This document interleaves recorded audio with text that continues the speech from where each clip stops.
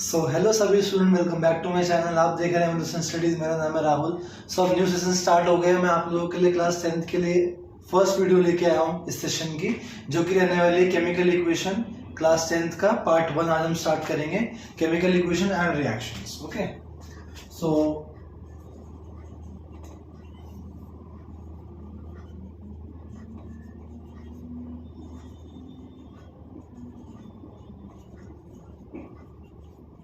ठीक है।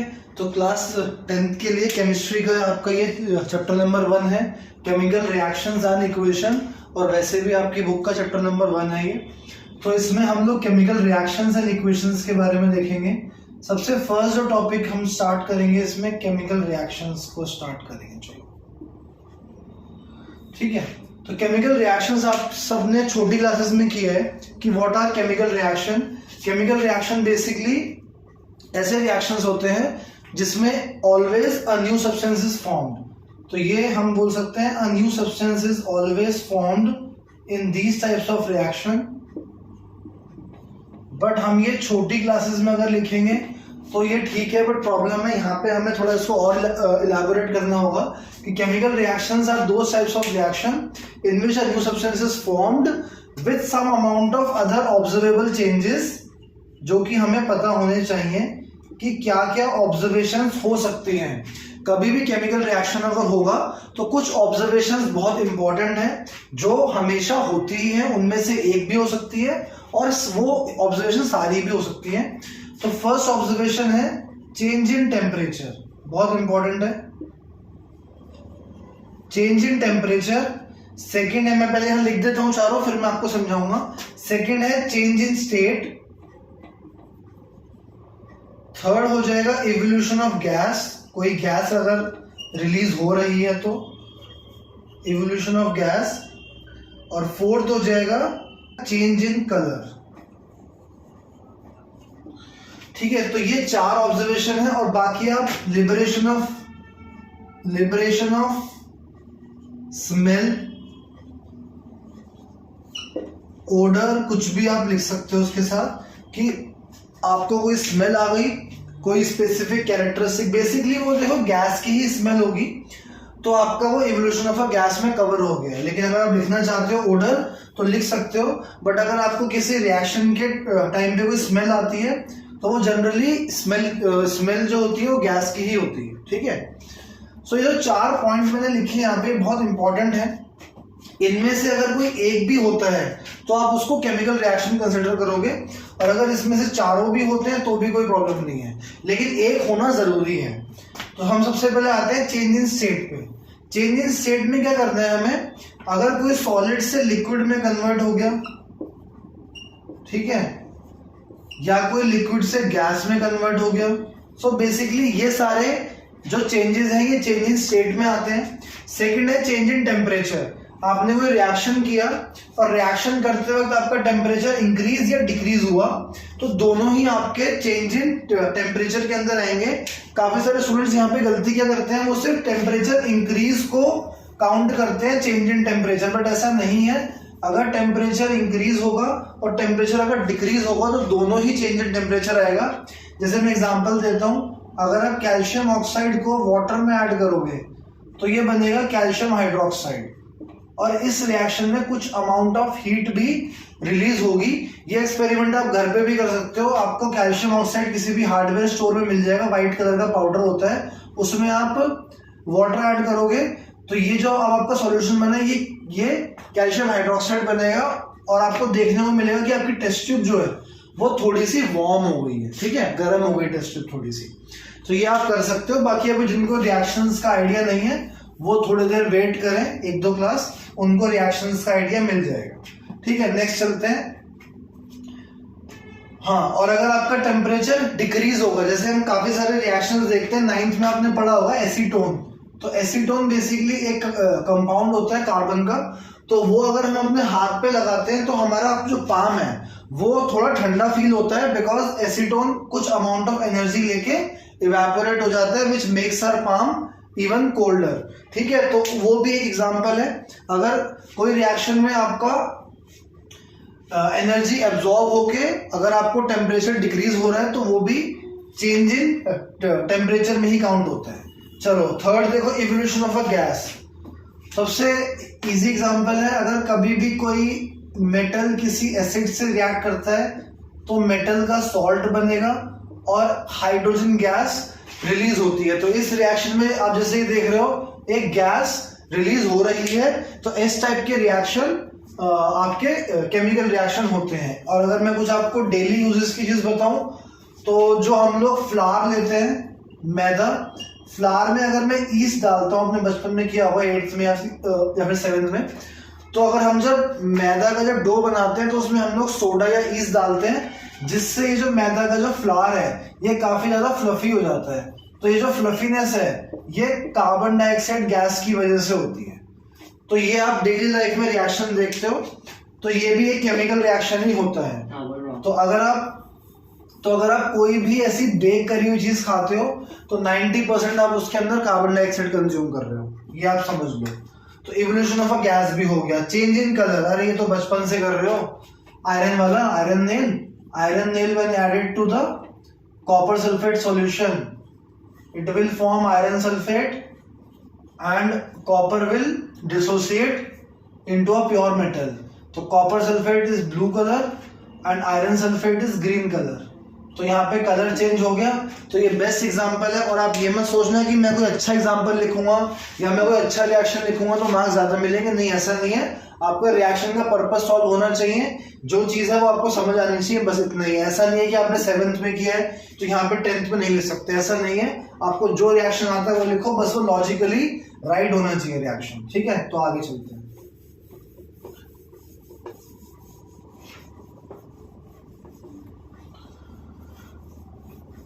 मैं आज इस क्लास में बैलेंसिंग नहीं कराऊंगा, मैं सिर्फ केमिकल रिएक्शन डिस्कस करूंगा। एक अलग से क्लास लूंगा पूरी बैलेंसिंग की। तो अब हम आगे चलते हैं। रिएक्शंस के टाइप्स ऑफ रिएक्शन, पहले जो एनसीईआरटी में टाइप्स ऑफ रिएक्शन है तो बाद में करेंगे। On the basis of heat या टेम्परेचर, पहले ये जान लो कि टेम्परेचर के बेसिस पे हमने रिएक्शन को 2 पार्ट्स में डिवाइड किया हुआ है। First is exothermic and the second is endothermic, ठीक है। Exothermic and endothermic. एक्सोथर्मिक में हीट इज रिलीज्ड, जब भी एनर्जी रिलीज होती है, मतलब अगर आप कोई रिएक्शन करते हो और आप देखते हो वहां पे एनर्जी आपकी प्रोड्यूस हो रही है, मतलब कोई चीज गर्म हो गई आपके रिएक्शन करने के बाद, तो वो होते हैं एक्सोथर्मिक रिएक्शन। तो इसका एग्जांपल मैंने अभी आपको दिया था, कैल्शियम ऑक्साइड प्लस वाटर वाला। तो ये बनते हैं कैल्शियम हाइड्रोक्साइड और प्लस वाटर, ठीक है, sorry plus heat, not water, plus heat. Endothermic reactions जहां पे हमें एनर्जी सप्लाई करनी पड़ती है, एनर्जी इज सप्लाइड, जहां पे हमें एनर्जी सप्लाई करनी है, ठीक है, ये आप ध्यान रखना।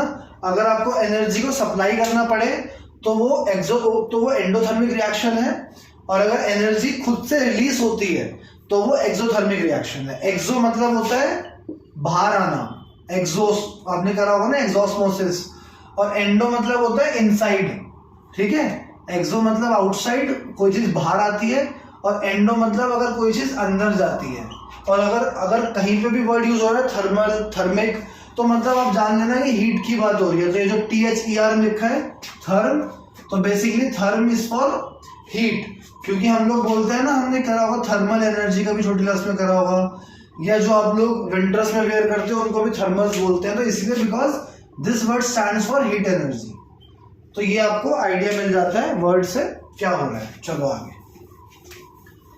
अब जो इस चैप्टर में एक्चुअल में जो है टाइप्स ऑफ रिएक्शन, उसमें चलते हैं। अच्छा, टाइप्स ऑफ रिएक्शन पढ़ने से पहले मैं एक चीज भूल गया था, केमिकल इक्वेशन बता देता हूं मैं आपको क्या होती है। तो chemical equations basically these are only the representation of chemical reactions. Chemical equations are only the representation of chemical reaction in the form of their chemical formula, representing in their actual chemical forms, in which there is a left hand side is reactants and the product on the right hand side of the reaction. तो अगर आप reaction लिख रहे हो तो reactants are always on the left hand side, ठीक है, जो आप रिएक्ट कराते हो, और on the right hand side there are products जो आपके फॉर्म होते हैं रिएक्शन होने के बाद। और अगर कोई भी चीज कभी भी इस एरो के ऊपर लिखी हो, जैसे सपोज करो आपको एरो के ऊपर किसने ट्रायंगल का साइन या ईसी, इलेक्ट्रिसिटी, कुछ इस तरीके का अगर आपको बनाया, तो ये जनरली उस रिएक्शन को होने के लिए कंडीशन की जरूरत है, ये आप ध्यान रखना। तो उस रिएक्शन को होने के लिए कंडीशन की जरूरत है। अगर कोई भी चीज आपको एरो के ऊपर लिखी हो, वो सिर्फ एक कंडीशन या फिर कैटलिस्ट है, मैं कैटलिस्ट समझा दूंगा बाद में कभी। तो केमिकल इक्वेशन बस एक रिप्रेजेंटेशन है जहां पे आप कुछ केमिकल फॉर्मूलाज को लिख के अपना जो आपका रिएक्शन है उसको एक्सप्लेन करते हो, ठीक है। अब चलते हैं हम लोग फर्स्ट टाइप ऑफ रिएक्शन पे, जो कि है कॉम्बिनेशन रिएक्शन। जैसे कि नाम से आपको पता लग रहा है कॉम्बिनेशन, आप कुछ बना रहे हो मिला के।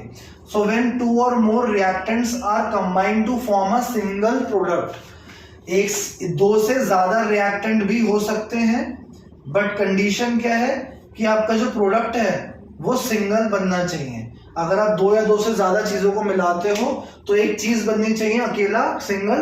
तो ऐसे रिएक्शंस को हम लोग कॉम्बिनेशन बोलते हैं। तो बहुत सारे एग्जांपल हैं इसके। मैग्नीशियम को हमने बर्न करा तो मैग्नीशियम ऑक्साइड बन गया, कॉपर ऑक्साइड के अंदर वाटर डाला तो कॉपर हाइड्रोक्साइड बन गया, और कैल्शियम वाला तो मैंने बहुत बार लिख ही दिया, कैल्शियम प्लस वाटर भी, कैल्शियम ऑक्साइड प्लस वाटर भी कैल्शियम हाइड्रोक्साइड बनता है, ठीक है। कोई भी इस तरीके का रिएक्शन दो से आपका बना सिंगल, दो से सिंगल, दो से एक अकेला सिंगल। तो ऐसे रिएक्शंस आपके कॉम्बिनेशन रिएक्शंस होते हैं। और जनरली कॉम्बिनेशन रिएक्शंस में हीट रिलीज होती है। अगर आप कोई भी दो चीजों को मिलाते हो तो ऐसा जनरली है कि उसमें हीट ज्यादातर रिलीज होती है। तो हम ये बोल सकते हैं कि combination reactions are generally exothermic reaction. ये आप याद रखना, combination reactions are generally exothermic reactions, ठीक है। चलो आप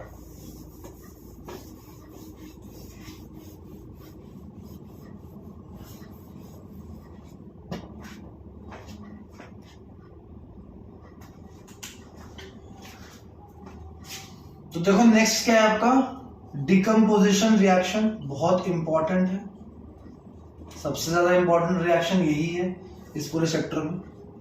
पिछले 2-3 साल से इतना ज्यादा इंपॉर्टेंट है। लास्ट ईयर भी 2 क्वेश्चन आए एग्जाम में इसके, पहले 2 एमसीक्यू इसी पे थे, डिकम्पोजिशन पे थे दोनों, ठीक है। चलो आओ, तो इसके बाद क्या करना है हमें, डिकम्पोजिशन। जैसे नाम से ही पता लग रहा है डिकम्पोज, डिकम्पोज का मतलब होता है कोई चीज जब ब्रेक डाउन होती है, ठीक है। तो यहाँ पे भी वही है, when a single reactant decompose into its constituting substances or a molecules, ठीक है, which may be 2 or more। एक रिएक्टेंट जब 2 या 2 से ज्यादा प्रोडक्ट प्रोड्यूस कर दे बनने के बाद, तो ऐसे रिएक्शन को बोलते हैं डिकम्पोजिशन रिएक्शन। यहाँ पे हमें ऑब्वियसली अभी मैं आपको बताता हूँ कि यहाँ पे एरो के ऊपर बहुत जरूरी है, क्योंकि कभी भी अगर आप कोई चीज ब्रेक डाउन करते हो, अगर आपके पास में इतना बड़ा एक स्टोन दे दूं, उसको तोड़ने के लिए भी आपको एनर्जी की रिक्वायरमेंट लगेगी। तो इसीलिए जरूरी है डिकम्पोजिशन रिएक्शन में हमेशा हम लोग एनर्जी को सप्लाई करते हैं। एनर्जी के बिना ये रिएक्शन पॉसिबल ही नहीं है, ठीक है। एनर्जी हम हमेशा देते हैं।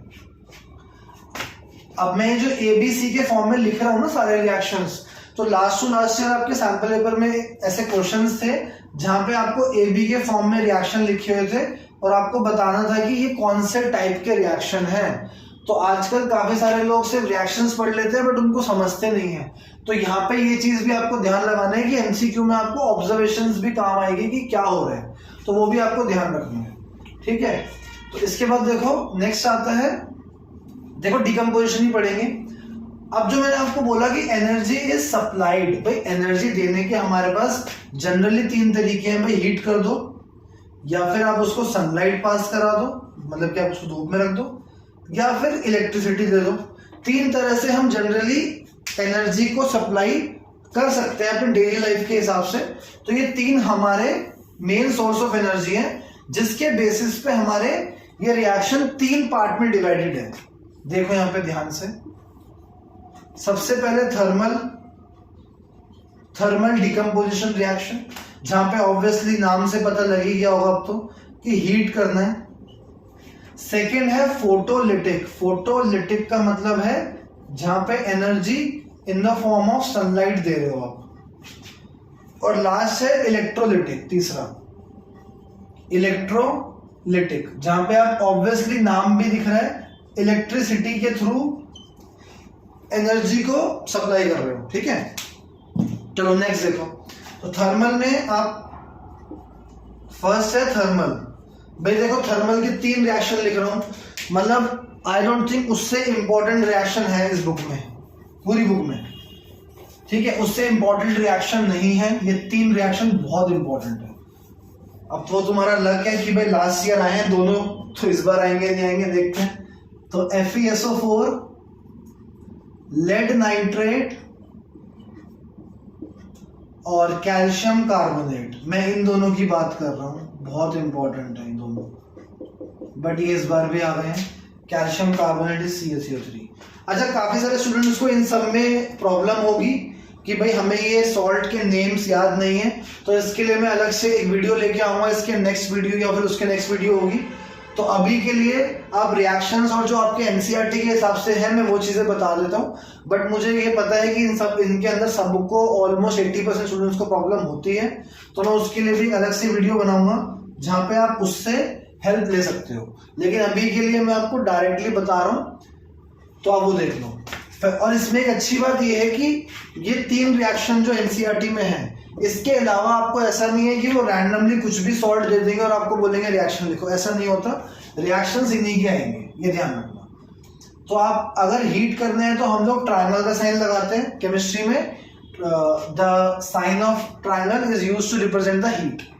तो इसको अगर आप ब्रेक डाउन करोगे तो Fe2O3 मींस आयरन ऑक्साइड। इन तीनों के अंदर ऑक्साइड जरूर बनेगा मेटल का, जैसे यहां बनेगा लेड ऑक्साइड और यहां बनेगा कैल्शियम ऑक्साइड, ये जरूरी है। 3 चीज आप ऐसे भी याद कर सकते हो। इसके अंदर 2 गैस प्रोड्यूस होती हैं, SO2 and SO3, SO2 and SO3 which produces the burning smell of sulphur.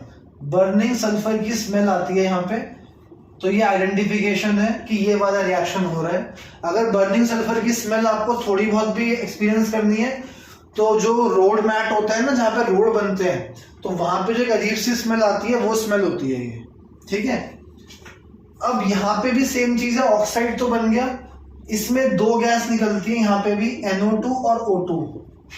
काफी सारे लोगों को ये 2, बिकॉज ये 2 रिएक्शन साथ में ही है एनसीईआरटी में, तो काफी सारे लोग यहाँ पता है क्या गलती करते हैं, क्योंकि यहाँ दोनों ही गैस सल्फर की हैं, SO2 और SO3, ऑक्सीजन नहीं है, तो वो यहाँ पे भी क्योंकि NO2 है तो या तो यहाँ पे NO3 कर देते हैं गलती से, या फिर यहाँ पे SO2 प्लस ऑक्सीजन, मतलब SO3 नहीं लिखते, बिकॉज दोनों रिएक्शन बहुत आइडेंटिकल है। देखो lead oxide iron oxide, NO2 SO2, अब वो यहाँ पे O2 है तो यहाँ पे भी O2 लगा देते हैं, या फिर यहाँ पे NO3 लगा देते हैं। तो ऐसा नहीं है, ध्यान से आपको करना है। अब इसमें सबसे इंपॉर्टेंट जो है ये NO2 गैस का कलर है, भाई ब्राउन कलर गैस होती है।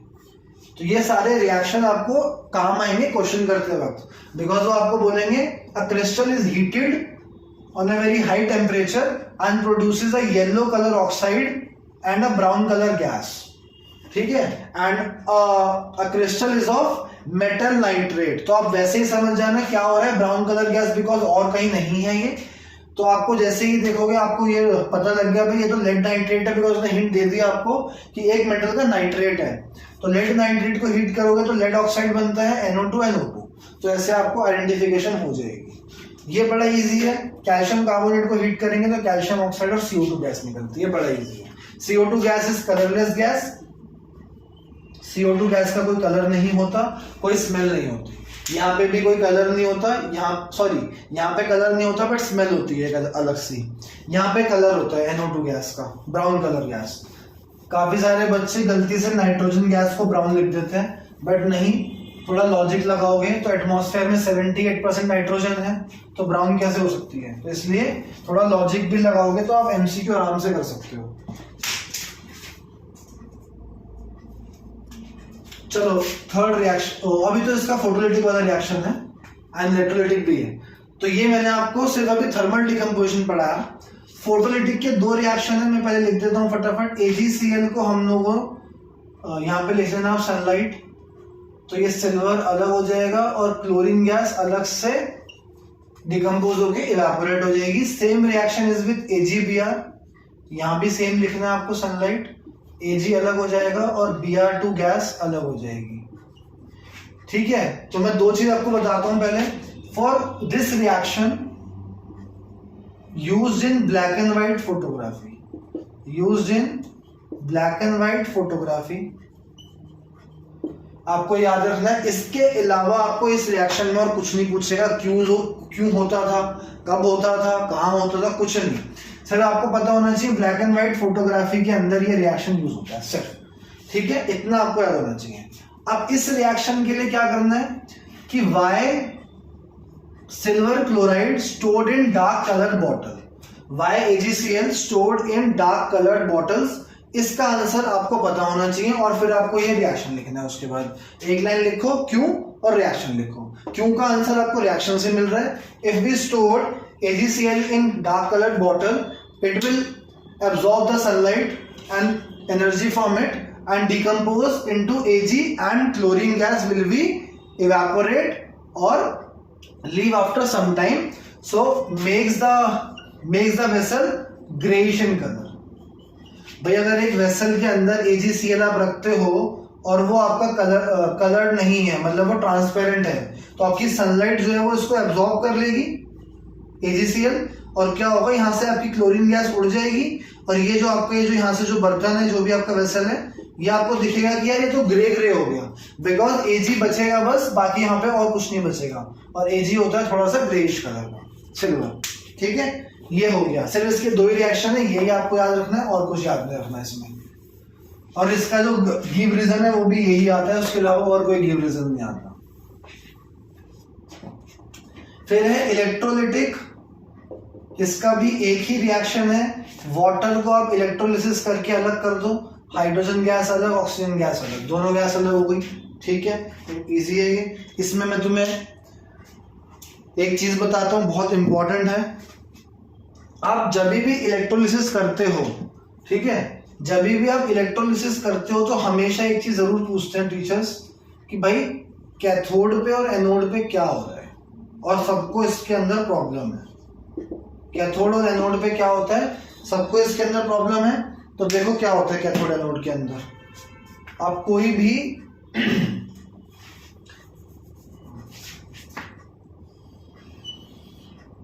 ठीक है, अब क्या करो, इलेक्ट्रोड्स ले लो दो।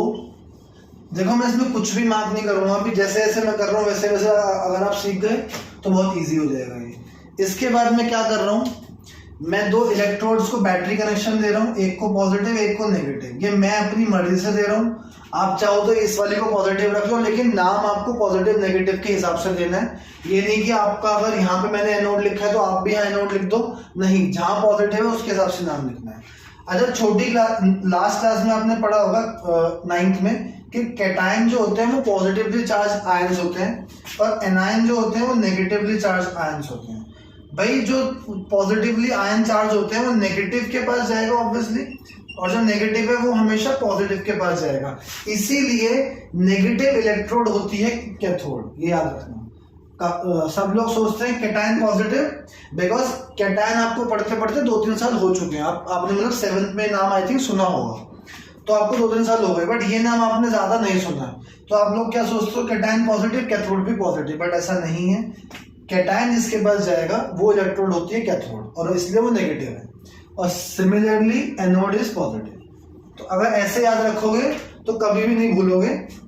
सो बेसिकली नेगेटिव इलेक्ट्रोड जो है वो आपकी है कैथोड, और पॉजिटिव इलेक्ट्रोड जो है वो आपकी एनोड है।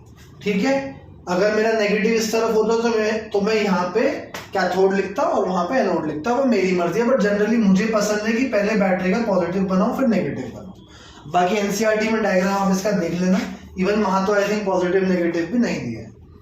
अब क्या करेंगे, हम इसके अंदर पानी डाल देंगे ऑब्वियसली, बिकॉज उसको अलग अलग करना है। जैसे ही मैं इसके अंदर पानी डालूंगा तो भाई हाइड्रोजन के आयंस और ऑक्सीजन के आयंस प्रोड्यूस होना स्टार्ट हो जाएंगे सॉल्यूशन में। जो पॉजिटिव आयन है वो भागने लग जाएंगे कहाँ पे, जो पॉजिटिव आयन है वो भागेंगे नेगेटिव इलेक्ट्रोड के पास, और जो नेगेटिव आयन है वो भागेंगे पॉजिटिव इलेक्ट्रोड के पास। तो अगर आपसे कोई ये पूछे कि एनोड कैथोड पे क्या होगा, तो आप बहुत इजीली आइडेंटिफाई कर सकते हो कि जो भी आयन इसके अंदर पॉजिटिव है वो हमेशा कहाँ जाएगा, कैथोड के पास। तो इसके अंदर पॉजिटिव आयन है हाइड्रोजन, इतना लिख लो पहले अभी। फिर इसके अंदर एनोड जो है ऑक्सीजन जाएगा एनोड के पास, क्लियर है। हाइड्रोजन ऑलरेडी पॉजिटिव है, जब वो नेगेटिव इलेक्ट्रोड के पास जाएगा तो उससे इलेक्ट्रॉन गेन करेगा, तो ये एक इलेक्ट्रॉन गेन करके क्या बनेगा, हाइड्रोजन का मॉलिक्यूल मतलब गैस। थोड़ा इसको बैलेंसिंग करेंगे, अभी आपको बैलेंसिंग शायद नहीं सीखा होगा, बट मैं नेक्स्ट क्लास में सिखाऊंगा बैलेंसिंग अलग से। सिमिलरली ऑक्सीजन क्या करेगा, वो बोलेगा मेरे पास तो 2 इलेक्ट्रॉन एक्स्ट्रा है ऑलरेडी, तो मुझसे ले लो, तो वो पॉजिटिव इलेक्ट्रोड के पास जाके अपने इलेक्ट्रॉन को लूज कर देगा और बन जाएगा O2 गैस। अब प्रॉब्लम है यहाँ पे इलेक्ट्रॉन लूज कराने पड़ेंगे और थोड़ी सी बैलेंसिंग भी करनी पड़ेगी। तो बैलेंसिंग हो गई है, 2 ऑक्सीजन के आयन जाके बनाते हैं O2 का मॉलिक्यूल और 4 इलेक्ट्रॉन अपने लूज कर देते हैं। तो ये रिएक्शन होते हैं एनोड और कैथोड पे, कुछ रटने की जरूरत नहीं है, सिर्फ और सिर्फ आपको समझना है कि क्या हो रहा है। बस बेसिक ये है कि आपको क्लियर होना चाहिए कि हाइड्रोजन से H2 बनेगा, ऑक्सीजन से O2 बनेगा। जरूरी नहीं है कि हमेशा ये 2 बनेगा, वो गैस के हिसाब से होता है। क्लोरीन गैस होगी तो वहां पे भी 2 ही बनता है, ठीक है। नाइट्रोजन होगी वहां पे भी 2 बनता है, लेकिन हमेशा हो नहीं है, उतना हमेशा नहीं होगा। बट हाँ, क्लास 10th में हमें हाइड्रोजन, ऑक्सीजन और क्लोरीन ही है इलेक्ट्रोलिटिक में, तो हमारा काम आई थिंक चल जाएगा। लेकिन एक जगह पे Na भी आता है तो वहां पे Na बनता है, बस Na2 नहीं बनता, तो वहां आपको ध्यान रखना है। तो बाकी 70% काम चल जाएगा। अगर आपको H2O2 ही लिखना है, Cl2 लिखना है, N2 लिखना है, तो काम चल जाएगा। तो ये बहुत इंपॉर्टेंट है इलेक्ट्रोलिसिस। मैंने आपको अच्छे से देखो समझाया, कैटायन कैथोड के पास जाता है, एनायन एनोड के पास जाता है। कुछ भी रटने की जरूरत नहीं है। पहले डायग्राम देखो, डायग्राम भी कुछ रटने की जरूरत नहीं है, बस यहाँ मार्क कर देना क्या लिया था, वाटर लिया था, और थोड़ा सा 2 to 3 ड्रॉप्स ऑफ एसिड भी डाला है मैंने।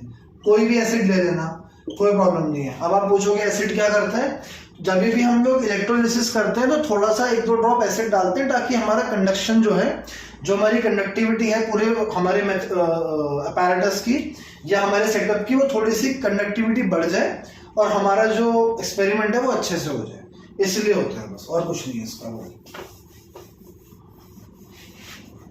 डिस्प्लेसमेंट रिएक्शन सबसे इजी रिएक्शन, फटाफट करेंगे इसको। डिस्प्लेसमेंट रिएक्शन में क्या करना है, डिस्प्लेसमेंट रिएक्शन में व्हेन अ हाईली, आपके पेज नंबर 45 पे एक रिएक्टिविटी सीरीज है। सबसे ऊपर आपको पोटेशियम दिखेगा, फिर सोडियम दिखेगा, और नीचे आते आते आपको गोल्ड एंड सिल्वर मिलेंगे। रिएक्टिविटी सीरीज में आप नीचे आओगे, आपकी रिएक्टिविटी सीरीज कम हो जाएगी, तो ये आपको ध्यान रखना है। कोई भी हाईली रिएक्टिव मेटल अगर किसी लो रिएक्टिव मेटल से रिएक्ट होता है तो वो उसको उसके सॉल्ट सॉल्यूशन से रिप्लेस कर देता है और अपना सॉल्ट सॉल्यूशन बना लेता है।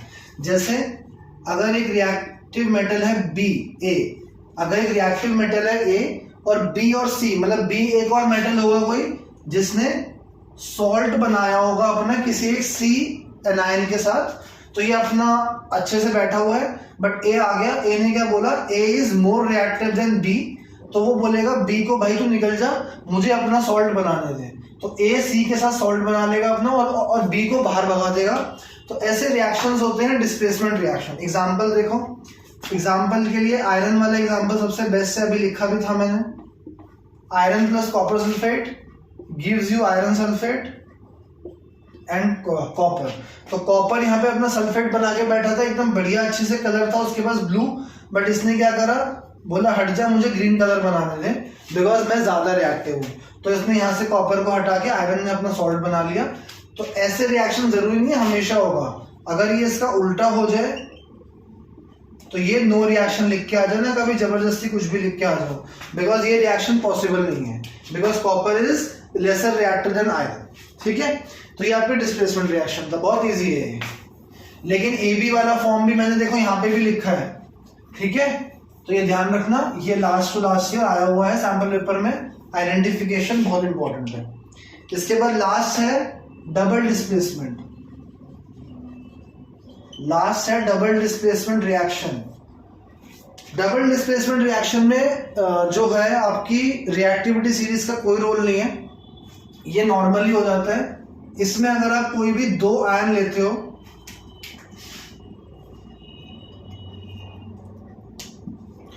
इसमें अगर आप कोई भी दो कंपाउंड लेते हो A B and C D, होता क्या है देखो, कभी भी कोई दो, अगर आपने 9th में करा हो केमिकल कंपाउंड जब बनते हैं तो हमेशा एक पॉजिटिव एक नेगेटिव, एक पॉजिटिव एक नेगेटिव, हमेशा ऐसे होता है। तो यहाँ पे क्या होता है, डबल डिस्प्लेसमेंट में एक्सचेंज ऑफ आयंस होते हैं, आप याद रखना, एक्सचेंज ऑफ आयंस मतलब ये आयंस एक्सचेंज हो जाएंगे और लॉजिकली एक्सचेंज होंगे, पॉजिटिव वाला नेगेटिव के साथ। मतलब ए का कंपाउंड डी के साथ बना दो और सी का कंपाउंड बी के साथ, पहले हम लोग सी लिखेंगे फिर बी लिखेंगे, बिकॉज हमेशा कैटायन पहले लिखी जाती है। तो ऐसे रिएक्शन अगर कोई है तो उसको हम लोग बोलेंगे डबल डिस्प्लेसमेंट। एग्जाम्पल देखो, एग्जाम्पल है आपका barium sulphate plus sodium iodide, ठीक है, सोडियम आयोडाइड। तो ये हो जाएगा आपका barium iodide plus sodium sulphate, exchange हो गया। देखो बेरियम के आयोडाइड के पास सोडियम गया सल्फेट के पास, एक्सचेंज हो गया। और देख लो एक और example, sodium chloride plus lead sulphate PbSO4, तो ये बनेगा lead iodide PbI2, sorry lead chloride PbCl2 और Na बन जाएगा अपना फिर से दोबारा सल्फेट, सोडियम सल्फेट। तो ये भी देखो एक्सचेंज हुआ, sodium sulphate and lead chloride. तो ये आपके डबल डिस्प्लेसमेंट रिएक्शन है। डबल डिस्प्लेसमेंट रिएक्शन को हम लोग प्रिसिपिटेशन रिएक्शन के नाम से भी जानते हैं, ये भी आपको ध्यान रखना है। Double displacement reactions are also known as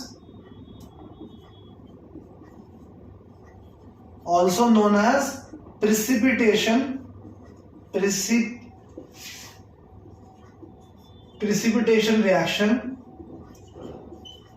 अगर आपको रिएक्शन में लिखना हो प्रिसिपिटेट तो पीपीटी लिखना ब्रैकेट में, या फिर एक डाउनवर्ड्स एरो लगाना। अब आप बोलोगे सर पीपीटी क्या होता है? पीपीटी मतलब कि प्रिसिपिटेशन, पावर पॉइंट प्रेजेंटेशन नहीं, पीपीटी मतलब precipitation. Precipitation is a insoluble substance formed during the reaction which remains insoluble and settle down at the bottom of the test tube, ये आपको ध्यान रखना है। प्रिसिपिटेशन बेसिकली रिएक्शन के time पे बन जाता है कभी भी जो कि सॉल्यूशन में इनसॉल्युबल रहता है और आपको वो ऐसे ही या तो फ्लोट करता हुआ दिखेगा या फिर नीचे जाके सेटल हो जाएगा। इसीलिए ये जो डाउनवर्ड एरो है ये उसको रिप्रेजेंट करता है कि इनसॉल्युबल होगा और नीचे जाके बैठ जाएगा, ये आपको ध्यान रखना, ठीक है।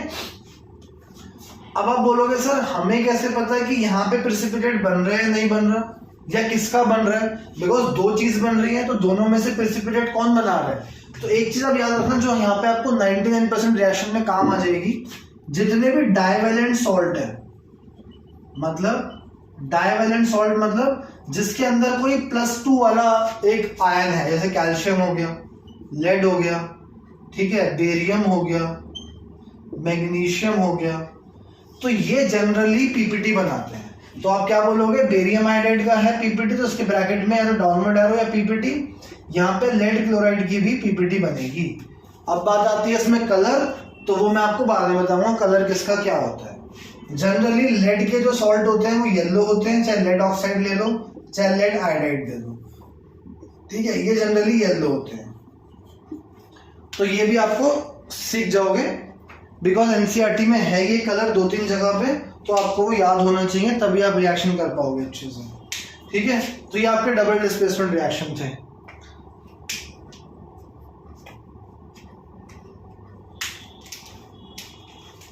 ठीक है, तो ये आपका डबल डिस्प्लेसमेंट रिएक्शन था। मैंने आपको चारों रिएक्शन कवर कर दिए, मैंने आपको केमिकल रिएक्शन पढ़ा दिया, मैंने आपको केमिकल इक्वेशन की डेफिनेशन पढ़ा दी। अभी बैलेंसिंग रह गई है और बैलेंसिंग के बाद इसका लास्ट पार्ट रह गया चैप्टर का, जो हम लोग नेक्स्ट क्लास में करेंगे। नेक्स्ट क्लास में सिर्फ रिएक्शंस और बैलेंसिंग के लेके आऊंगा बहुत जल्दी। ये इसका पार्ट 1 था, आई थिंक ये 3 पार्ट में खत्म हो जाएगी हमारी क्लास। हमारा पूरा चैप्टर 3 से 4 क्लास में खत्म हो जाएगी। अब जो मैं नेक्स्ट क्लास लेके आऊंगा वो प्रॉपर आपकी बैलेंसिंग और रिएक्शन, और जिसको ये सब समझ में नहीं आता कि ये BaI2 कैसे हो गया, यहाँ पे Cl था, यहाँ पे Cl2 कैसे हो गया, वो मैं आपको सब नेक्स्ट क्लास में समझाऊंगा। तो मिलते हैं नेक्स्ट वीडियो में, तब तक के लिए bye, have a good day, do like share and subscribe, bye.